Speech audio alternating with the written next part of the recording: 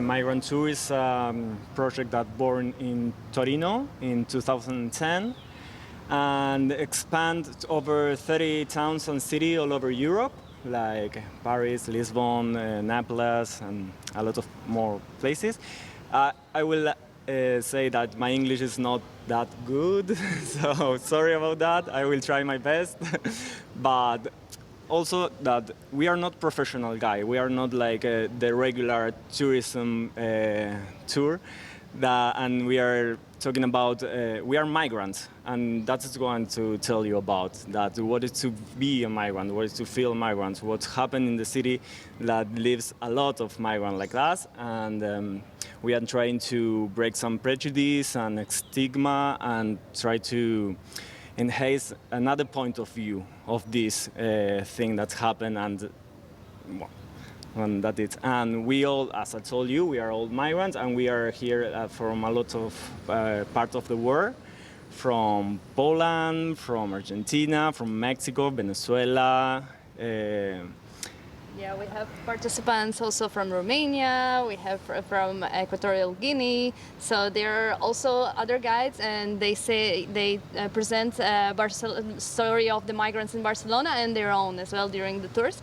Each tour is a little bit special. It's a moment that we want to share with you. We want to make it as a conversation. We want to have an exchange with you, get to know you as well, not only for you to get to know us. So we would like you to participate. We would like you to talk to us and share basically during the tour. Yeah, we are making a lot of questions. So to start, I would like to say that I'm Bogi and I'm from Poland. I live in Barcelona already for around 9 years. And when I came here the first time, the thing that caught my attention the most was how intercultural, how much diversity there was in the city. And one of my greatest passions is traveling. And when I came here to Barcelona, I felt like I was traveling all the time because of the people that I was meeting every day. And they were telling the story of their life, they were telling me about where they are from. And I found that this was very interesting for me. And this is Emi. Hi, I'm Emi. I'm from Argentina. And my given name is Emiliano. And but I don't like to be called Emiliano. It's too long and it feels like everybody's shouting at me. And it's also like too gender reveal, right? Emiliano, you know, it's a boy. But Emi, it's like, oh, a girl could be named Emi. And I think I prefer it that way, no? Because it's, I don't know, it's better. And we would like you to present yourselves as well. We would like everyone to say their name or where you're from. And if you could say hi in your language, that would be great as well. Yeah, if we can make like a semicircle here and everybody like just put one. Okay. Tere, I am Melika from Estonia. Merhaba, I'm Rana from Turkey. Zdravo, I am Monica from North Macedonia. Përshëndetje, Dorentina from Albania. Živijo, Matija iz Slovenije. Goeiedag, Rutger uit België. Hallo, mijn naam is Daniel uit Oostenrijk. Hola, mi nombre es Diego de Guatemala. Dobrý večer, Martin Maška, European Dialogue, Czech Republic. Gamarjoba, my name is Maria, I come from Georgia. Zdravo, my name is Anna and I come from Bosnia and Herzegovina. Zdravo, ja sam također iz Bosne i zovem se Neira. Moi, Hilma from Finland. Hi, Agne from Lithuania. Sveiki, Evaldas from Germany. Tere, I'm Piret from Estonia. I'm Davide from Barcelona. Ciao, ciao. Tere õhtust, mina olen Maria. I'm Maria from Estonia. Okay, thank you everyone for presentation. So we have a beautiful diversity here. That's exactly what this tour is all about. And right now we are in the most next to the most touristic street of Barcelona, ¿Me puedes soltar esto? Over there is the Rambla. I suppose you already had some chance to explore a little bit Barcelona. So this street is the most touristic one. Everybody comes here to the right to the center. And it divides the old town into two parts. It divides it to the Gothic area and Raval on the other side. Everybody knows Gothic area and goes there. It's very touristic and has to explore. It's like an obligatory point of tourism in Barcelona. But the other side, Raval, has kind of bad fame.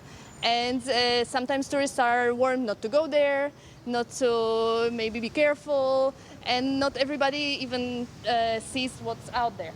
So our tour is going to be in Raval, so in that part. And we choose it because it's one of the most international areas, districts of Barcelona.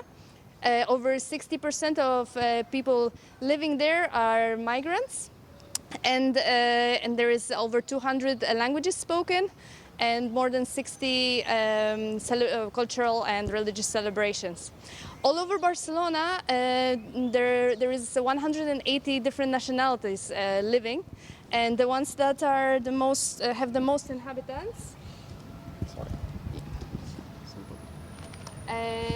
are from Philippines, Pakistan, Bangladesh, Marruecos, Italia, Romania, Argentina, India, and other South American countries. And what I wanted to mention also about Raval is that it's the area that is very stigmatized. Because there's so much immigration, there is also a lot of stigma and prejudice against the people who live there. What we want to do during this tour is show you more positive perspective. We want to show you some initiatives that are very promising and are making this neighborhood better and the whole Barcelona in a way as well. But first, we want why we choose this place as our first stop. Like we are in front of a big monument here. I don't know if you can see it. But maybe later when we walk to the next stop, you will be appreciated more. It's the statue of Christopher Columbus. Do you hear about him? Do you know what he's famous for? You can tell us. starting colonizing. Colonizing, oh, that's a big word. So I will go deep if you start with this. So now, joking aside, it's starting colonizing, and we want to think in colonizing, but not just as geopolitical or economical terms. You know, the movement and displacement of people from one country to another, or the slavery and the people who trade with people, and that's why. But we want to think in terms of perspective,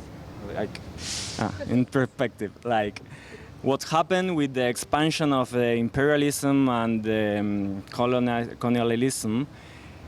It has its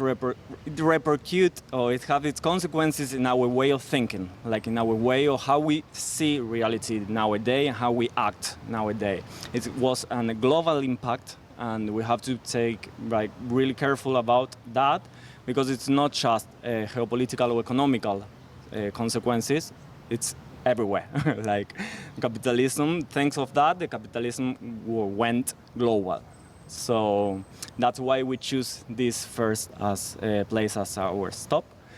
And now we are going to walk to the next stop. So please follow us. Be careful, because it's going to be really narrow, and a lot of people will walk. So pay attention to your surroundings. Squeeze in a little bit.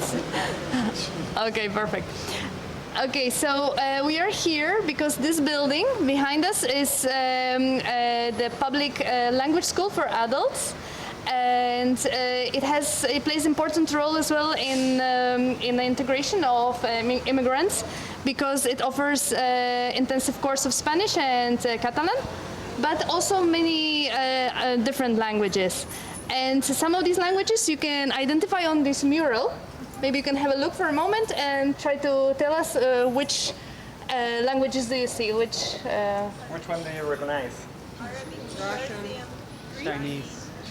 Very good, yeah. What else? Cyrillic. It's another one. Hebrew. We have Hebrew. Yeah. Serbian. Serbian. There is Serbian. Yeah. Macedonian as well. It's the same. It could be Macedonian as well. It's the same. We have the same word. So. Japanese or Chinese? There is also Catalan. There is French. The Catalan over here. Okay, perfect. I would like to ask you, which languages do you speak? And maybe directly, why did you decide to learn these languages? Anybody would like to share? Yeah, I speak Dutch because it's my mother's tongue. I speak English because we grew up with English films and TV shows. I speak French because it's the second language in Belgium. And I understand and speak a little bit German. So, and that's because I go there on holidays and stuff. All right. Yeah. So mostly it's because the languages that you learned at school, because Yeah. how it works. And I hear them. Yeah. Okay. Yeah. And the German because And you're. my wife is French speaking, so it's convenient to speak French. Yeah. Okay. Anybody else would like to share? I speak English because it's my mother tongue. I'm learning Irish because it's my heritage language and it's really important that we preserve it. And I speak a bit of German because I lived there for a little bit.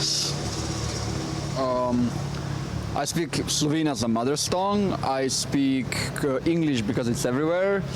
I speak French because I had to learn it in school.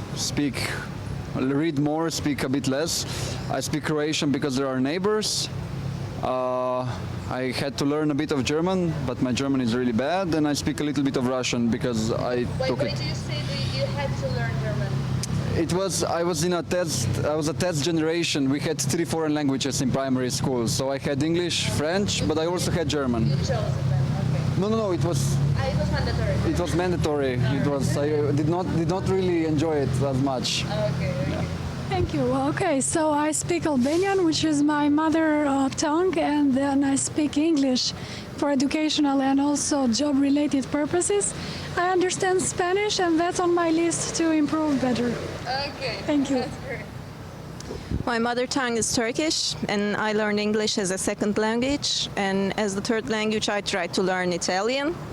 But as I didn't practice, I forgot everything about Italian, although I can understand from their body language what they are talking about. Well, my mother tongue is Macedonian, but I also speak English, Serbian, and un poquito de español.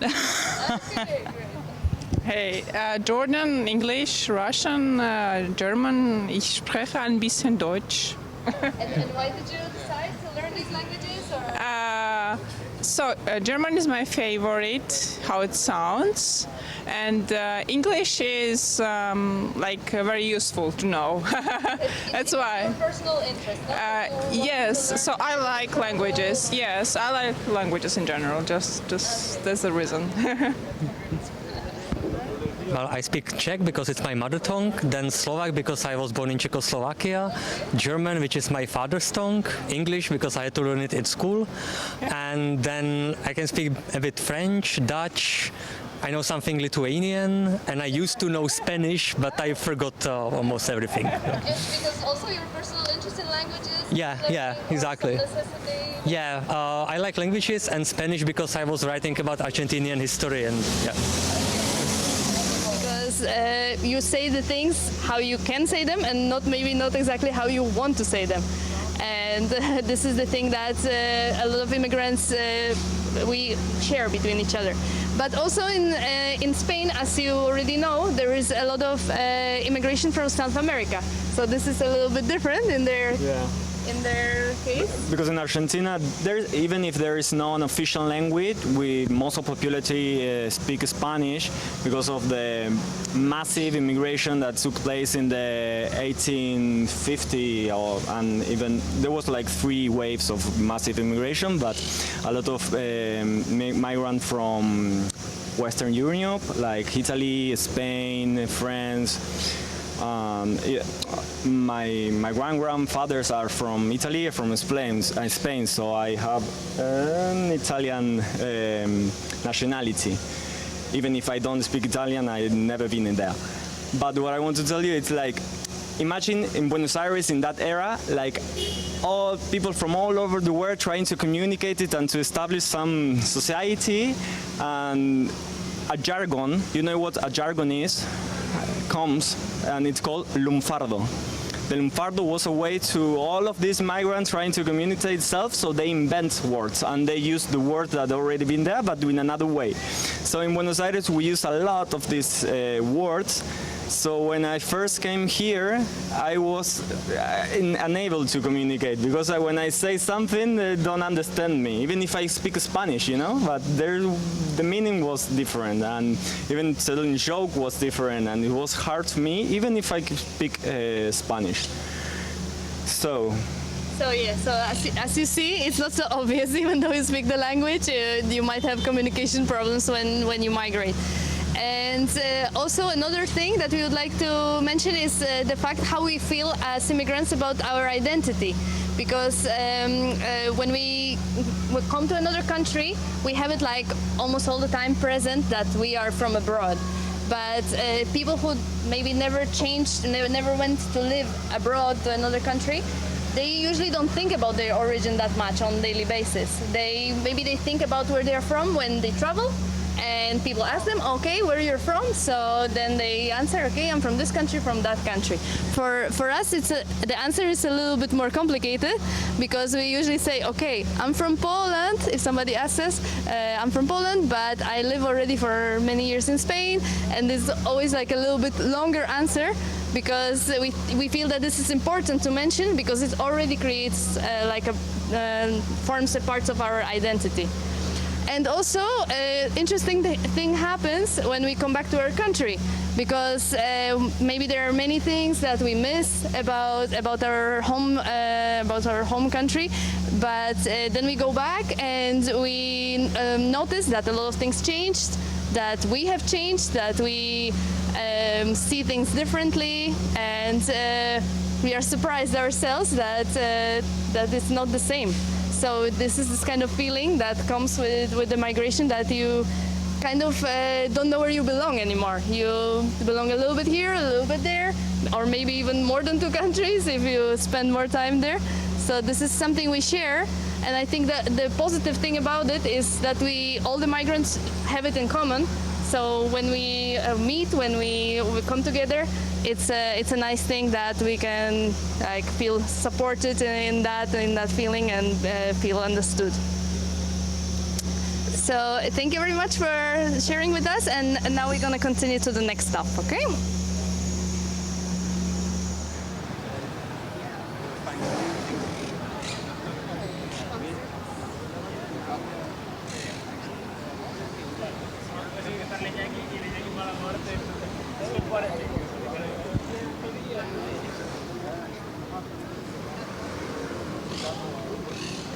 Okay, everybody, we can again try to come everybody together so we can see and hear each other.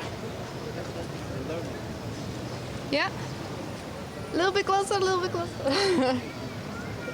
Okay, great, wonderful. So we are right now in the center of Raval. Rambla de Raval is this passage over here. And I would like to start with the name, actually, the name Raval. Do you know what it could mean, or where the word could come from? Any... Sorry? No.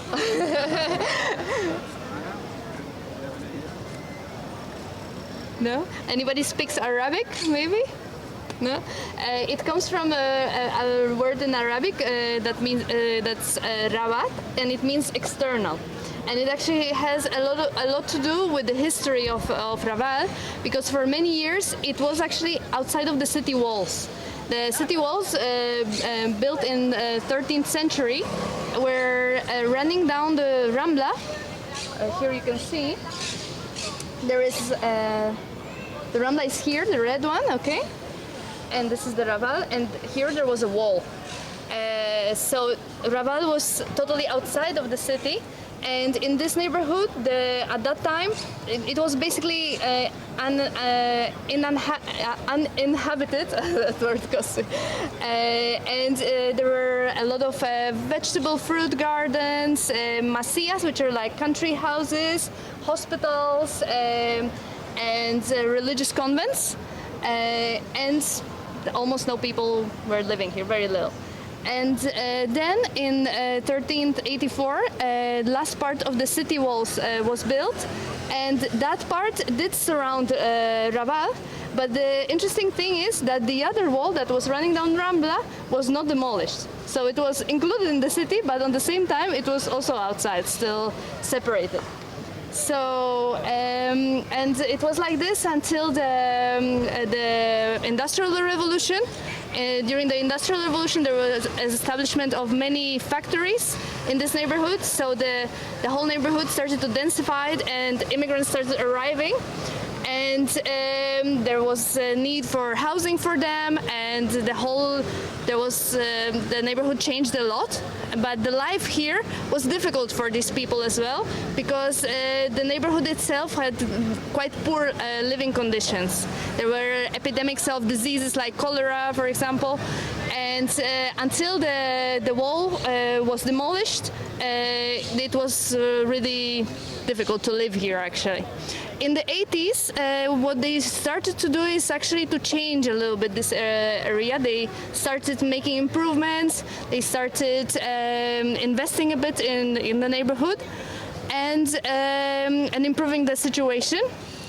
But also, it was a little bit like covering it up. Because in the 1992 there was Olympics in Barcelona. I don't know if you know. And for the Olympics, what they wanted to do is cover up the bad parts of Barcelona. So also this neighborhood that is very much in the center, they wanted to make it prettier, make it better. They started establishing museums. There was several art museums a little bit more up in Raval that were planned to be finished for the Olympics. They were finished a little bit later, finally. but that was the idea. The thing is, the situation of the people didn't exactly improve, and there is a lot of polemics to this. I think you will know the concept of gentrification. I don't know if I'm saying it well. Gentrification, gentrification. You are familiar with the term, yes? Yeah, everybody. So, well, that's happened. You can see like a luxury hotel here, and the conditions, as Bogi said, of the inhabitants of the place didn't change at all. So even to make the Rambla here was all of houses, and the place was like the streets we are going to walk in a while, like little houses and a lot of people, dense population, and they force them to move to another place even if they don't want to. So we want to discuss like gentrification. Like we all know the bad aspect of that, but sometimes like we are enjoying now, right? You are enjoying the Rambla and the open air and the open space and everything. So always have these contradictions in everything in life, we think. And do you know this? Yeah. We are thankful that he shared with us as well. Yeah, like this cat. That's where I was heading about. Do you know this sculpture monument of the cat? Do you know? Well, it's known as the El Gato de Botero, the cat of Botero. Do you know Botero? It's a Colombian artist. And Barcelona bought it in 1985. Well, from all over the world, the walls, you can see a lot of graffiti that shows the fights and I don't know how to say, like the people reivindication, like community reivindication. Go. Community reivindication. That graffiti over there, it's the woman with the white scarf on the head, at la grandmother of Plaza de Mayo from Buenos Aires, the woman who fights for the military government in the 1818, yeah, he took away a lot of people and killed them. So this mother went down. But this place is called the Agora Juan Andrés Benítez. Do you know what means the name, the word Agora? It's a an open space, but something happened there in the Discussions. yeah, it's public discussions. Like it's a place where people from the citizens for a place reunite to discuss about citizen interesting. And the name was given because one of the neighborhoods, Juan Andrés Benítez, he was from the south of Spain. He was gay, and he didn't feel like comfortable in the south because of all these homophobic things. So he traveled around Europe, and he ended up here. And a place where he feel comfortable because Barcelona is so gay friendly and everything. But at the same time, he was murdered here, not because of his gay condition, but because of the policemen killed them using brutal force. We don't know for certain how the death was took place, but some people say even here it's write all the history. It's in Spanish, but here it's in Catalan, in English. But the police confused him or took as he was the burglar of some robbery, or he was assaulting someone, and he used the brutal force and killed him. So we like to say, like, again, the contradictory things, like a place he belonged and he was comfortable being here ended up killing him. Yeah, and basically the neighbors then, when this happened, noticed that the police tried to cover up the evidence of what happened. So Watching the blog and hiding evidence. So because of that, they wanted some justice for their neighbor. They wanted to give the statements, and they wanted basically, they were getting together to go to the police and make declarations. Akari is coming, so if we can open that story.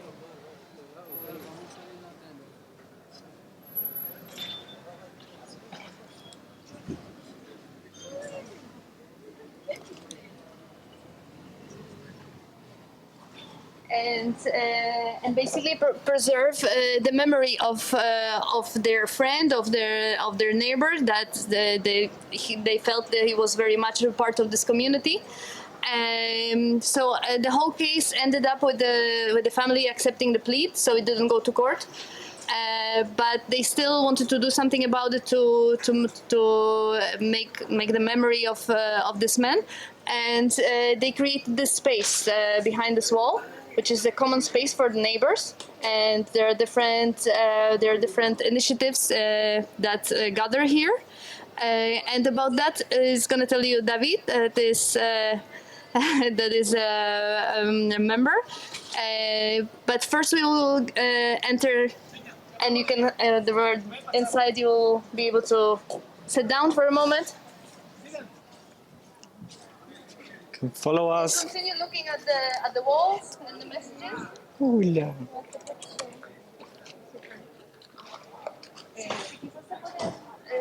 Mientras llegamos, ¿sí?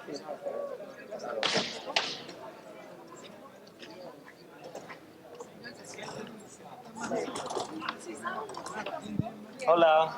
¿Qué tal? Emiliano, ¿esto lo quieres tú? No, ahora le damos.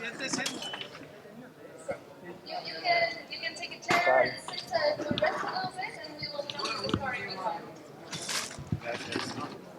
Sentando. Sí, ellas pueden sentar tres. No viene Alberto. Ellos. Acá hay más asientos y uno se puede sentar allá.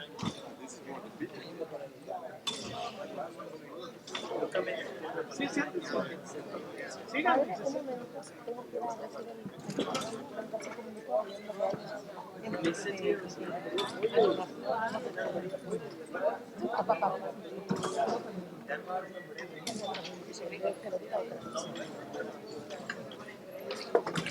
Ok, yo voy a intentar traducir, a ver si cómo voy, ¿vale? Vale, ya le hemos contado la historia de Andrés, solo falta lo que hacéis aquí, ¿vale? Las iniciativas. Bueno. Buenas tardes. Buenas tardes. Good afternoon. Yeah, this one you knew, I guess. Mi nombre es David Orozco. Soy colombiano. Mi nombre es David Orozco. Soy colombiano. He's David Orozco and he's from Colombia. Vengo de Cali,